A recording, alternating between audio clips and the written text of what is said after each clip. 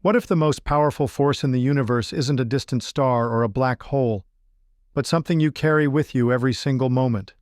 What if the very architecture of reality wasn't fixed but fluid and responsive? For decades, scientists exploring the bizarre world of quantum mechanics have stumbled upon a truth so strange it sounds like science fiction. The act of observing a quantum system changes it. This isn't just a quirky theory. It's a documented phenomenon at the core of the most successful scientific theory in history. It opens up a profound and startling question. Is your consciousness just a passive observer? Or could it play a more fundamental role in the universe? The question we're exploring today is one of the deepest imaginable. Are you just living in the universe? Or is the universe in some way living through you? Stay with me as we journey to the very edge of science and consciousness. To understand how any of this is possible, we have to start with the discovery that broke physics. For centuries, our view of the world was simple. We lived in a clockwork universe governed by predictable laws. A ball thrown in the air follows a perfect arc. Everything was solid, real, and most importantly, independent of us.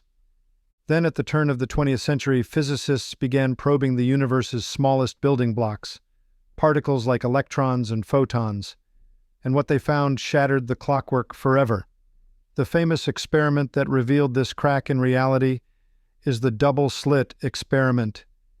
Its results are so bizarre, the great physicist Richard Feynman said it contains the central mystery of quantum mechanics. The setup is simple. Picture a barrier with two vertical slits and a detector screen behind it. Now imagine firing electrons one by one at the barrier. If electrons were just tiny marbles, you'd expect to see two bands on the screen, matching the slits. Simple and predictable, and sometimes that's exactly what happens. But here's where it gets weird.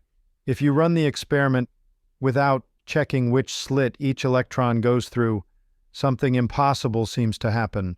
The electrons don't create two bands.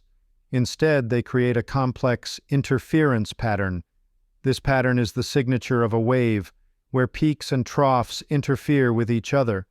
It's as if each electron, traveling alone, passed through both slits at once, like a wave, and interfered with itself. This is the concept of superposition. Before it's measured, the electron isn't in one place or another. It exists in a haze of all possibilities, a wave of potential. It's not just that we don't know where it is. It's that the universe itself hasn't decided yet. But the real mystery is what happens next. The moment physicists place a detector by the slits to see which path the electron takes, the magic vanishes. The interference pattern disappears, and we're left with the two simple bands. The act of measuring, of observing, forces the electron to choose. It collapses from a wave of potential into a single particle at a single point. The universe behaves differently depending on whether or not a quantum system is being measured. This is the observer effect. Now, it's critical to be clear here. The mainstream scientific view is that any physical interaction, even with an inanimate detector, counts as a measurement that collapses the wave function. A conscious human observer is not required. But this just pushes the mystery back a step. What makes a detector a detector? This question led some pioneers of quantum theory down a rabbit hole to an interpretation so radical it borders on the mystical. What if the ultimate observer, the thing that truly finalizes reality, has to be conscious? This is where we step across the line from established physics into deep philosophical territory. Faced with this measurement problem, some of science's most brilliant minds entertained a radical idea. One of the most famous was Nobel laureate Eugene Wigner, who built on the work of John von Neumann. He argued that the laws of quantum mechanics should apply to everything, even a measuring device. He proposed a thought experiment. Imagine Schrödinger's cat in its superposition of alive and dead. Now imagine a friend of Wigner's in the lab with the cat observing it.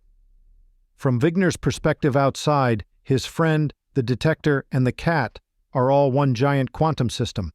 They are all in a state of superposition until Wigner himself opens the door and asks his friend what happened. In this provocative hypothesis, the collapse doesn't happen when the detector fires, or even when his friend sees the result. It happens when the result enters a conscious mind.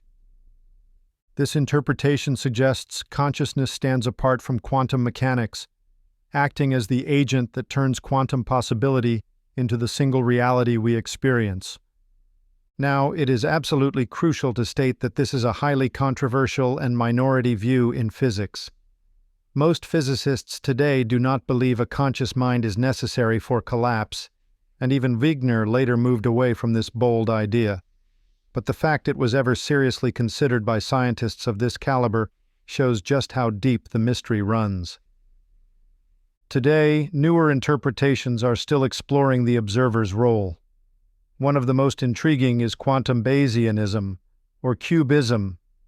QBism argues that the wave function, that wave of possibility, doesn't describe the world itself. Instead, it describes an observer's subjective beliefs or knowledge about the world. When you make a measurement, the collapse is not a physical event happening out there. It's an update of information happening inside your head as you learn something new about the system. We're at a point where science is pushing up against the deepest philosophical questions.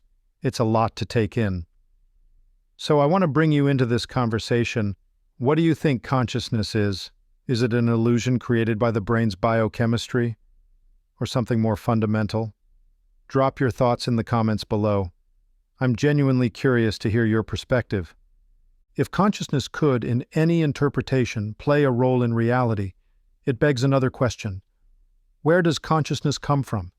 Is it just the product of classical biological processes? Or could consciousness itself be a quantum phenomenon? This is the question that Sir Roger Penrose, a Nobel laureate, and Dr. Stuart Hameroff, an anesthesiologist, have tackled with their theory, the orchestrated objective reduction theory, or Orch OR. The mainstream view is that consciousness emerges from complex computation among the brain's 86 billion neurons. But Penrose and Hameroff argue this classical model can't explain the richness and unity of conscious experience. They propose the action isn't happening between neurons, but deep inside them, within tiny protein cylinders called microtubules. According to Orch OR, these microtubules act like quantum processors, where quantum vibrations can exist in a state of superposition. Consciousness in this theory happens in discrete moments. When these quantum computations reach a certain threshold, they spontaneously collapse, a process Penrose calls objective reduction.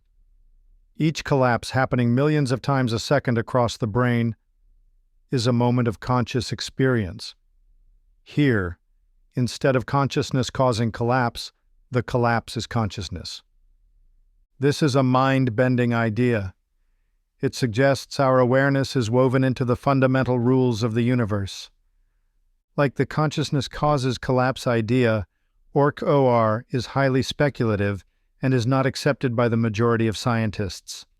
The biggest challenge has always been decoherence, the idea that the brain is too warm and wet for delicate quantum states to survive.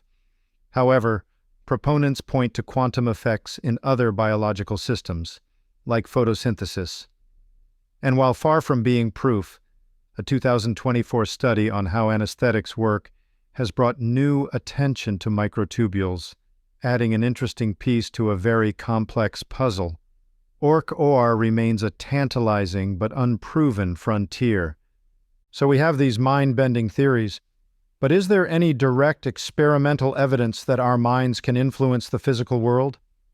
Here, we venture to the scientific fringe, to the controversial study of mind-matter interaction. For decades, researchers like Dean Radin at the Institute of Noetic Sciences have run experiments to test if human intention can affect quantum systems.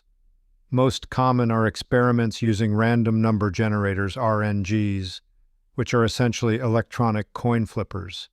In these studies, A person is asked to direct their intention toward the RNG, trying to influence its output. Over thousands of trials, some researchers have reported a small but statistically significant deviation from pure chance that aligns with the participant's intention. It is absolutely essential to approach this with healthy skepticism. This research is not accepted by mainstream science. Critics rightly point to potential flaws, the file drawer effect, where only successful studies get published, and the fact that these tiny effects are notoriously difficult to replicate consistently. This research does not prove that you can influence reality.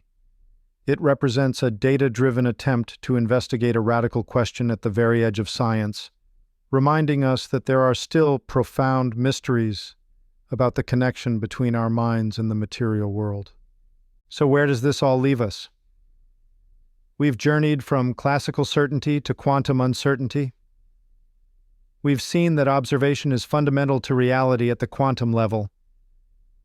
We've explored theories where consciousness is the final observer, and even theories where consciousness itself is a quantum process.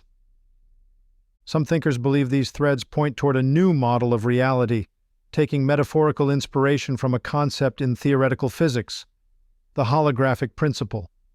This is a legitimate, though still unproven idea, suggesting that the information for a three-dimensional volume of space could be encoded on its two-dimensional boundary. To be clear, extending this principle to consciousness is a philosophical leap, not a scientific theory, but it offers a powerful metaphor. What if reality is an interactive process, a co-creation between the quantum potentials of the universe and the observer who engages with them?